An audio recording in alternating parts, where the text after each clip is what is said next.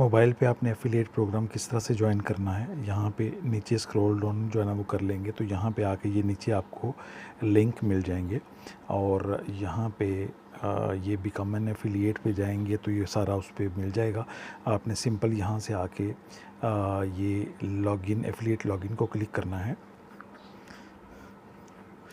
ये आपका अगर तो आप ऑलरेडी साइन अप आपने किया हुआ है तो आपने यूज़र नेम पासवर्ड डाल देना है आपका, अदरवाइज़ ये आपने साइन अप पे क्लिक कर देना है। साइन अप पे क्लिक करने के बाद ये आपके पास फॉर्म आ गया है, आप फॉर्म फिल करेंगे, बिल्कुल सिंपल है, और करने के बाद आप रजिस्टर कर देंगे तो आप साइन अप जो है ना वो हो जाएंगे।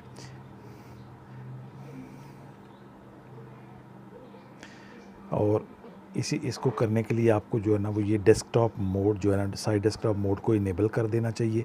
ये यहाँ से आपको प्रॉपर जो है ना